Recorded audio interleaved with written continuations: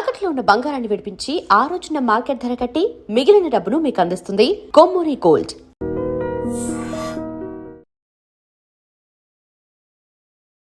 చదువు చెప్పే గురువుల మీదే చేయి చేసుకోవడము ఎంత దారుణమైన సంఘటన అంటే, సోషల్ మీడియాలో విపరీతంగా ఒక వీడియో ట్రెండ్ అవుతుంది.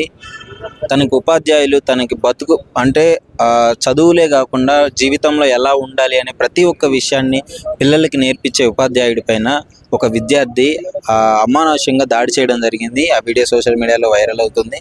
ఒకప్పుడు మేము చదువుకునే టైంలో గురువుని తల్లిదండ్రుల కంటే ఎక్కువగా రెస్పెక్ట్ ఇచ్చి వాళ్ళకి భయపడుతూ వాళ్ళు చెప్పిన పనులు చేసేది. బట్ ఇప్పుడున్న జనరేషన్లో గురువు అంటే కనీసం అసలు మినిమం రెస్పెక్ట్ లేకుండా ఇష్టం వచ్చినట్టు కొట్టడం అవుతుంది. సో దాని గురించి అసలు పబ్లిక్ని అడిగి తెలుసుకుందాము ఏంటి దానిపైన సంఘటన అని చెప్పేసి. Hi bro. ఒక ఇన్సిడెంట్ జరిగింది, సోషల్ మీడియాలో మొత్తం విపరీతంగా వైరల్ అవుతుంది. ఏమంటారు దానికి? ఒక స్టూడెంట్ ఆ విధంగా దాడి చేయడం పైన. వాస్తవానికి పాత రోజులలో తీసుకుంటే ఒక టీచర్ని చూస్తుంటే అసలు అక్కడ టీచర్ అక్కడ ఉంటే స్టూడెంట్ ఇక్కడ నుంచే పారిపోయాడు, అంతా భయపడేది. ఇలా టీచర్లను చూస్తే అసలు భయపడే రోజులు పోయినాయి. ఇదంతటి కారణం ముఖ్యంగా పిల్లల తల్లిదండ్రులు అండి. ఇలా ఒక స్టూడెంట్ని ఒక టీచర్ ఎందుకు అంటాడండి? పిల్లగాడు తప్పు చేస్తేనే ఒక టీచర్ అంటాడు, అరే నువ్వు మంచిగా ఉండాలి, మంచి విధంగా ఉండాలా, బాగా చదువుకోవాలి అని చెప్పేసి టీచర్లు బెదిరిస్తారు. అంటే కొంతమంది కొడుతుంటారు స్టూడెంట్స్, కొంతమంది బెదిరిస్తుంటారు, కొంతమంది మాటతో చెప్తుంటారు.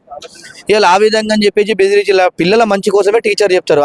అలాంటి టీచర్ల పైన దాడి చేస్తున్నారంటే చాలా బాధాకరమైన విషయం. మేము చదువుకునే టైంలో కూడా టీచర్లు అంటే అసలు గజ్జ వణికేది.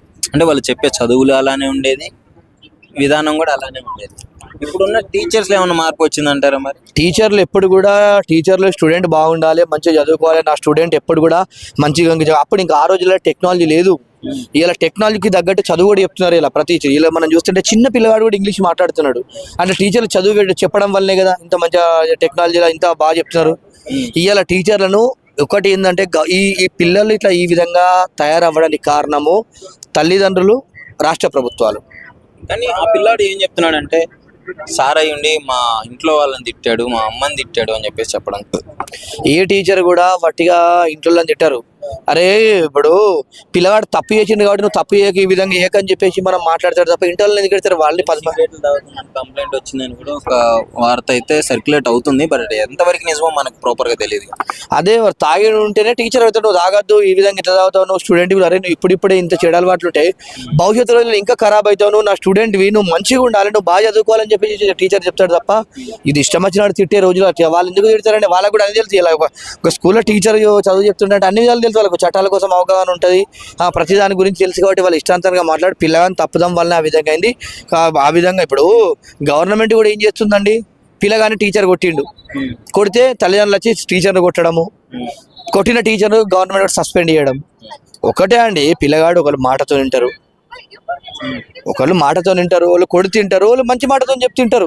ఆ విధంగా ఉంటుంది తప్ప టీచర్ ఎలాంటి తప్పలేదు. ఇలాంటి స్టూడెంట్స్ని మనము గవర్నమెంట్ కూడా చర్యలు తీసుకోవాలి. ఎందుకంటే ఇలాంటి వాడిని ఒకరిని చూసి పిల్లలు నేర్చుకుంటారు. ఎందుకంటే చిన్న వయసులో ఉన్నటువంటి పిల్లలు వాళ్ళకి ఏం తెలుస్తుందండి, అరే సార్ను కొట్టిండట మనం కూడా ఊకే మనని కొడతాడు, ఊకే తిడతాడు అని చెప్పేసి మిగతా సార్ల పైన దాడులు చేసే అవకాశాలు ఎక్కువైతాయి. ఎందుకంటే ఒక పిల్లగాడిని ఒక టీచరు ఆ విధంగా ఎందుకు కొడతాడు? చదువుకోవాలి, నువ్వు గొప్పని కావాలి, నువ్వు పెద్దగా అయిన తర్వాత ప్రయోజనం అయితే అరే నా స్టూడెంట్ ఇలా గొప్పవాడండి అని చెప్పి టీచర్లు కూడా ఆ విధంగా చెప్పుకునే విధంగా ఉండాలి, నా స్టూడెంట్ కూడా మంచిగా ఉండాలంటారు. కొన్ని విషయాలు చూస్తే ఇలా కొంతమంది నిరుపేద పిల్లలు ఉంటారు.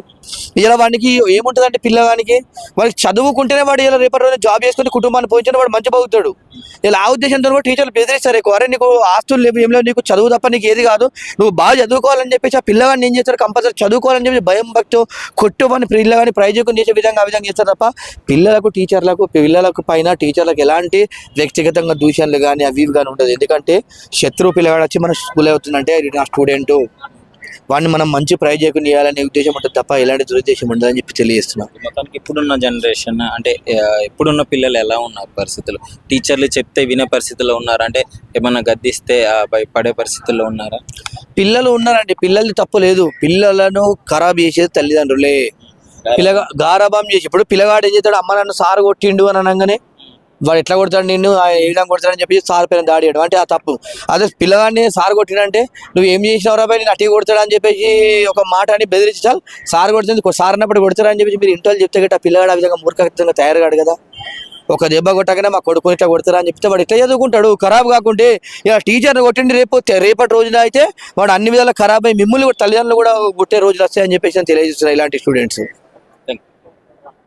గురించి ఏమంటారంటే ఈ మధ్య కాలంలో స్టూడెంట్స్ మిస్టేక్స్ అంటారా దాన్ని ఉపాధ్యాయుల మిస్టేక్స్ అంటారు? ఉపాధ్యాయ గురువులది మిస్టేక్ కాదు, అది వాళ్ళ తప్పు కాదు, స్టూడెంట్ తప్పు కాదు, కానీ వాళ్ళ వయసు తప్పు, వాళ్ళు ఆలోచించే విధానం తప్పు. పిల్లలు స్టూడెంట్స్ కూడా ఇదే వయసు నుంచి వచ్చారు. అప్పుడు మేము చాలా మంది టీచర్లకి రెస్పెక్ట్ ఇచ్చారు. ఈవెన్ మా ఏజ్ లో కూడా మేము చాలా రెస్పెక్ట్ ఇచ్చి టీచర్స్ భయపడే వాళ్ళం. బట్ ఇప్పుడు అలా లేదు కదా పరిస్థితి. ఇప్పుడు అలా అంటే కొంతమంది పిల్లలకు లేదు, కొంతమందికి ఉంది కదా రెస్పెక్ట్. కొంతమంది ఉంది, కొంతమందికి లేదు. ఎవరికంటే విడితనానికి మరిగి సెల్లులు చూసి సిగరెట్లు దాగి గంజాయికి అలవాటు పడి డ్రగ్స్కి అలవాటు పడి మత్తు పదార్థాలకు అలవాటు పడ్డ పిల్లలే ఈ విధంగా చేస్తున్నారు. వాళ్ళు ఇంకా తల్లిదండ్రులకి ఇలువయ్యరు, స్కూల్లో ఉన్న గురువుకి ఇలువయ్యరు, వాళ్ళ భవిష్యత్తుకి ఇలువిచ్చుకోరు. చాలా మంది ఏమంటున్నారంటే పిల్లల్ని తల్లిదండ్రులు గారాబం చేసి టీచర్లు కొడితే వాళ్ళ పొయ్యి మీద టీచర్ల మీద అటాక్ చేయడం, పేరెంట్స్ కూడా ఇట్లాంటివి జరగడం వల్లనే ఇట్లా వస్తున్నారు. అయ్యా ఇప్పుడు ఒక తప్పు జరిగినప్పుడు ఒక తప్పు గురించే మాట్లాడుకుంటే ఒక్కడికి భయం వస్తుంది, మార్పు వస్తుంది. ఇప్పుడు వీడ చేసిన స్టూడెంట్ తప్పు, తల్లిదండ్రులు తీసుకురావటం టీచర్లు కొడతాం, అది తీసుకురావటం అది వేరు. అది జరిగినప్పుడు అది మాట్లాడదాం.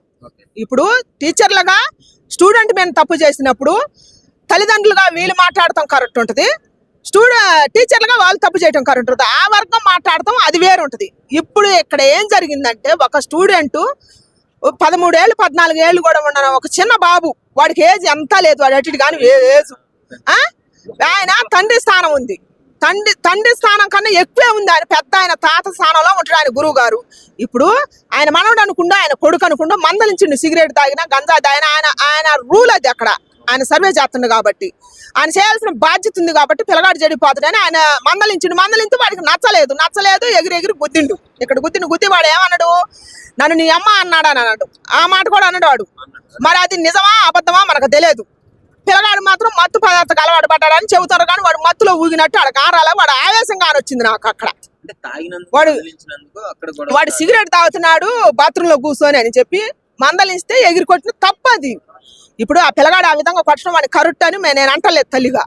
వాడు ఏంటంటే వాడు చేయటం తప్పు. ఇప్పుడు ఈ విధంగా గురువుని ఎగిరెగిరి తన్నిండు. ఇప్పుడు పెద్దవాడు అని గౌరవంగా లేకుండా మర్యాద లేకుండా ఇప్పుడు గురువుని తన్నినోడు రేపు తల్లిదండ్రుని దంతడు.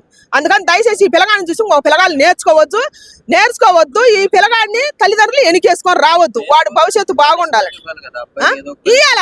అదే నేను చెబుతున్నా. ఇప్పుడు నెక్స్ట్ ఏంటంటే తల్లిదండ్రులు ఎనికేసుకొని వస్తే పనిష్మెంట్ ఉండదు.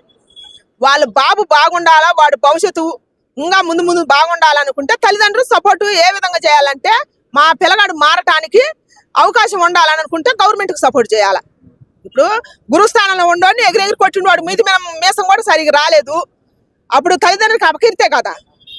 వాళ్ళని కొట్టిన వాళ్ళు రేపు ఇంటికి వచ్చి నాకు నిన్ను కొట్టడా పాడైపోతుంది. ఇప్పుడు నీ వంశం ఒక కొడుకుంటాడయా ఉంటే వాడు ఆ విధంగా తయారవుతాడు. నీ వంశం పాడైపోతే నీ పిల్లగాడు భవిష్యత్తు పాడైపోతుంది. సరైన తల్లిదండ్రులు అయితే వాడికి సపోర్ట్ చేయరు. దయచేసి వాడు భవిష్యత్తు బాగుండాలనుకుంటే గవర్నమెంట్ కు పట్టేస్తారు.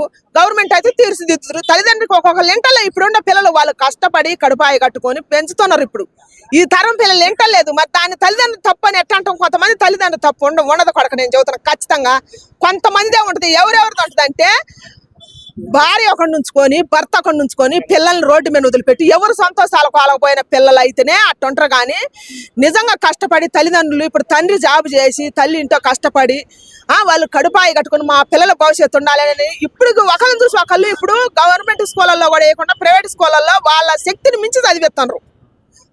వాళ్ళ పరిస్థితి పిల్లలు అర్థం చేసుకోవాలా. వాళ్ళ గౌరవాన్ని నిలబెట్టాలి. కానీ అపకీర్తి చేసుకొస్తే అక్కడ తల్లిదండ్రులు తప్పెట్టయిద్ది చెప్పు. అక్కడ తల్లిదండ్రులు ఫెయిల్ అయినట్టు కాదు. 90% నేను చెబుతున్నా. పిల్లలదే తప్పు అది. వాళ్ళ ఆలోచన విధానం మారాలంటే తల్లిదండ్రులుగా మనం సపోర్ట్ చేయాలా.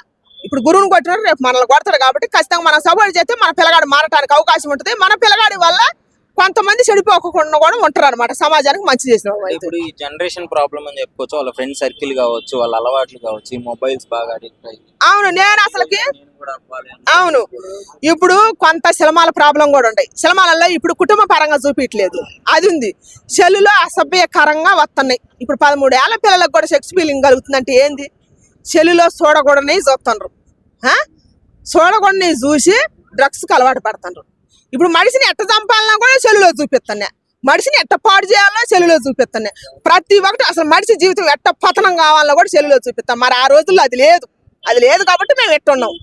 మీకు ఇది వచ్చింది కాబట్టి మీ భవిష్యత్తు ఎట్ట పాడైపోతుంది. రేపు మీరు పిల్లలు కంటరో, మీరు అసలు కంటరో కూడా నమ్మకం లేదు. ఇప్పుడు మీకు పెళ్ళిళ్ళు కూడా కావు కాబట్టి అందుకని దయచేసి మారాల పిల్లలు మీరు అని నేను చెబుతున్నా. అంటే మొత్తం మీద ఇన్సిడెంట్ గురించి ఏం చెప్పదలుచుకున్నారు చూసినప్పుడు? అంటే మీకేం నాకు బాగా అనిపించింది చూసినప్పుడు. పాప ఆయన ఇట్ట గుండె పట్టుకుండు ఏడుస్తున్నారు? ఏడిచిండు, కళ్ళమ్మ నీళ్లు వచ్చినాయి ఆయన చూడంగానే. స్పాట్ లో ఒకసారి ప్రాణం బాధ్యత. వీడు చిన్నపాటి కోపం, వీడి మూర్ఖత్వం వల్ల ఒక పెద్ద ఆయన ప్రాణం తీసినట్టే. మంది టీచర్లు ఉన్నారు, స్టూడెంట్లు ఉన్నారు, ఎవరికి భయపడట్లేదు, ఎవరు ఆపినా ఆగట్లేదు. ఆగట్లేదని అంటే వాడి కోపం, వాడి మూర్ఖత్వం అట్టు ఉందనమాట. ఎవరు ఆపినా ఆపట్లేదని అంటే వాడికి ఏంది ఒకటే పట్టదు. నన్ను చూసిండు, నన్ను పట్టుకుండు, నాకు చెప్పిండు, ఈయన ఒకసారి తంతే కానీ రెండోసారి నాకు చెప్పుకొని ఉంటాడని వాడి అహంకారం చూపించిండు అంతే. తెలిసి తెలియని వయసు అది. ఇప్పుడు అన్ని తెలిసినా కూడా చేస్తాను. వాడిదే తెలిసి తెలియని వయసు కాబట్టి వాడికి భయం పెట్టాలని అంటున్నాను నేను. తల్లి స్థానంలో ఉండి ఒకేసారి ఉరి తీయాలంటే ఎవరు తీయరు. అది. నమస్కారం అండి. స్టూడెంట్ టీచర్ మీద దాడి చేసింది అయితే విపరీతంగా వైరల్ అవుతుంది, చేయమంటారు? ఫస్ట్ ఆఫ్ ఆల్ దీని గురించి మనం చేయాల్సింది న్యాయ వ్యవస్థ అనేది పరిచయం చేయాలండి. న్యాయ వ్యవస్థ ఒకప్పుడు 75 ఏళ్ళ నుంచి మనకు ఒకటే ఉంది.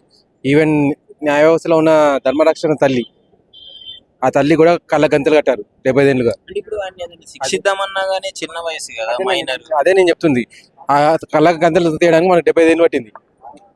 న్యాయ వ్యవస్థ చట్టంలో కూడా అలా కళ్ళ గంతలు కట్టిన ఎన్నో చట్టాలు ఉన్నాయి. ఆ చట్టాలను తీస్తే గానీ ఇప్పుడు ఒక పిల్లాడు తనంతట తాను తెలుసుకొని గంజాయిని సేవించి ఒక టీచర్ అనేది కొట్టగలుగుతున్నాడు అంటే తనకు ఆ హోష్ అనేది, తనకు ఆ తెలివి అనేది ఉంది. అటువంటి అప్పుడు ఆ శిక్షలు కూడా అదే విధంగా వేయాలి పిల్లలకి. ఈ లెవెల్లో తను చేయగలుగుతున్నాడంటే తనకు ఆల్రెడీ మెచ్యూరిటీ వచ్చింది కాబట్టి జువెనల్ కోర్ట్ అనేది లేకుండా డైరెక్ట్ పెద్దలు వేసే శిక్షలు వీళ్ళకి వేయాలని చెప్పేసి, అప్పుడు కానీ ఇక్కడ మనకు చర్యలు అనేది సరిగా పిల్లలలో మార్పు అనేది రాదు. చూసారా ఎంత అటాక్ చేస్తున్నాడు, ఎంత కోపంగా టీచర్. అదేనండి, ఇప్పుడు మామూలుగా ఏదో టీచర్ తిట్టాడు కొట్టాడు అని అంటే ఏది చేసినా కానీ స్టూడెంట్స్కి అందరికీ కోపాలు అన్నిటి ఉంటాయి. అరే ఈ టీచర్ వస్తున్నారా, ఈ టీచర్ని ఏదో చేయాలని చెప్పేసి అనుకోవడమే కానీ అందులో 90% పిల్లలు అనేది ఏది చేయరు, వదిలేస్తారు.